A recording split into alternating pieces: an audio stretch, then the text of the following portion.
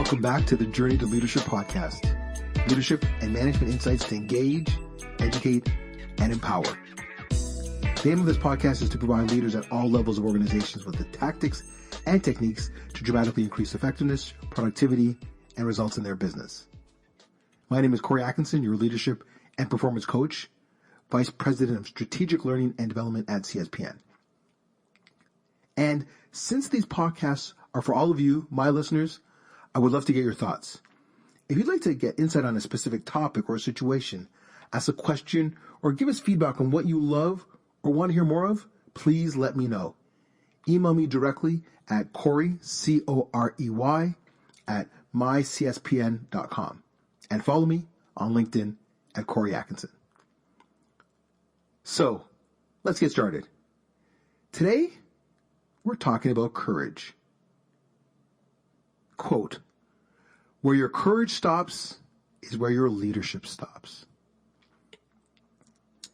As a professional living and working in the world of organizational development and learning and growth, I hear more and more executives discussing their concerns over ethics and values or expressing the need to speed up learning and bottom line implementation across their organization. Now, these themes I find are intimately connected. The ability to truly make ethics and values operational at work while increasing learning and speed are dependent on a wholehearted approach to living and leading. And the most critical component of success in this framework is the presence or absence of courage. Without it, I believe success is not possible. Leadership will not exist. Personal satisfaction will be extinguished. Roberto had been with the company for just over 10 years, first as an operator, then as a team lead, and now a production supervisor. He had worked hard to move up the organization, and he was intelligent, aggressive, and liked to do things his way. A bit of a stickler when it came to changing the ground rules once a commitment had been made, though. I sat back in my chair and said, "So tell me about Jacinta." Roberto sighed. "Well, Corey, Jacinta is the general manager of the division. She's been in the organization for just over 3 years, and I've been reporting to her directly for that time." "So tell me about the working relationship," I asked. "Well, we've had a good working relationship, and I think she respects my ability to manage the production end of things. But I just got some news that the Plexico Corp has placed an important order on us. And Plexico was a regular customer until a competitor wooed them away about 2 years ago. Over that time, Corey, I know that Jacinta has had numerous conversations with the vice president of sales that have been challenging. The VP of sales keeps pushing her and our whole team to cut costs in our area and be in a better position to get Plexico back." "Go on," I asked. "So as I said, I found out from Jacinta that Plexico has decided to give us another try. They recently switched one of its operations to a just-in-time process. And the problem is that Plexico just received an unexpected order from one of its own customers. Now the pressure is on us to meet Plexico requirements ahead of schedule and in volumes which were not accounted for in any of our previous plans we've had with them. I'm thinking, Corey, that for this order, it's going to require 28% of our usual department production time, not the usual 10 or 12% that we usually build into typical plans with other clients. Not only that, the first shipment was not planned to be sent for another 3 weeks. Now they want it in 10 days. Now, I'm used to handling surprises, but not like this one, and I just think this is ridiculous." It sounds to me, Roberto, that this might not just be about the work, though. Is it? "What do you mean, Corey?" "Well, from what you've told me and what I know about you, this is really about courage and trying something different." Roberto was silent. He shifted in his seat, looked up at the ceiling, and then to his right out my office window with the trees swaying in the wind.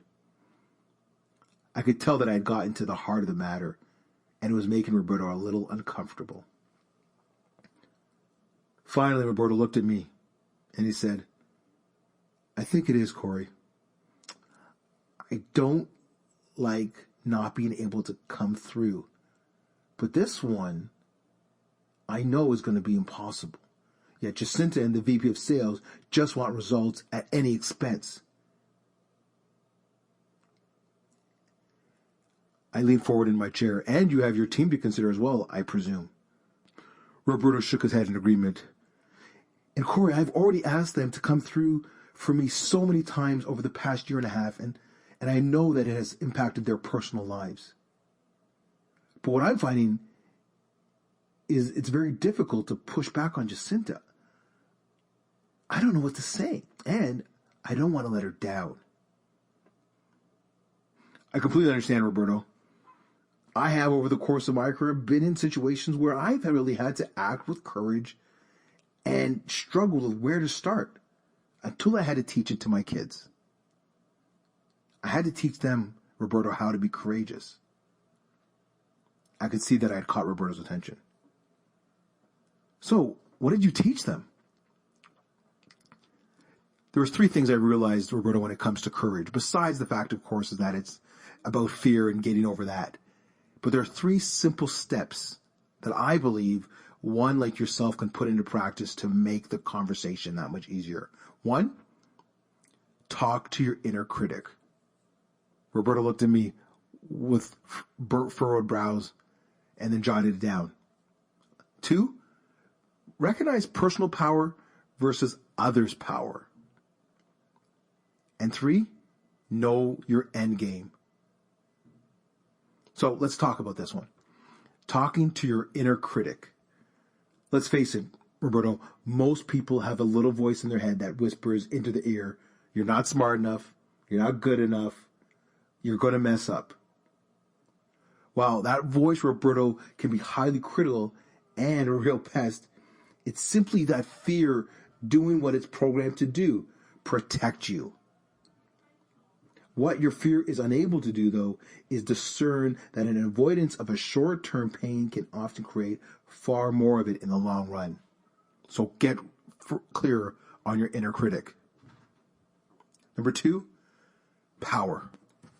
Personal power versus others' power. Now, Roberto, we are innately social beings who like to be liked. That's natural. And we are naturally wired to avoid doing or saying things that could put us at risk of criticism, disapproval, outright social or professional rejection, especially in a leadership role. And I find, Roberto, that I often ask my clients, what would you do if you didn't care what anybody thought? It's not that we shouldn't be mindful of what others think. It's just that we shouldn't let what other people think matter more than what we do. Too often, though, we let what other people think, or simply what we think they might think, hold the balance of power in our lives or in our decisions like yours, Roberto. But whenever we let what other people think dictate our own actions, we're naturally giving our power away. So you have to determine if your personal power in this situation, Roberto, is more important than others' power. In this case, Jacinta's and the VP of Sales. You see, leadership courage is really about following your path and leading on your terms, regardless if you are leading the ship or filling the gas tank. And leading with courage is about refusing to let other people, Roberto, think and dictate what we say or do or how we lead on a daily basis. I could see from Roberto's look on his face that he was taking this in. So, Corey, tell me about the third one, the end game. Okay, so that is your last part. Now, there's lots more to courage than this, but it would be foolish, Roberto, to stick your neck out if you weren't sure why you were doing it. Likewise, it's easier to be brave and to be courageous when you're crystal clear about why you need to take that risk, whether it's saying no because of the good of your team, or pushing them because you know that that challenge will help them be a better person. Or challenging your boss is thinking like in your situation. So, Roberto, as you consider this confidence, or better yet, to have the courage to have this conversation, ask yourself, for what reason am I doing this? What's my end game?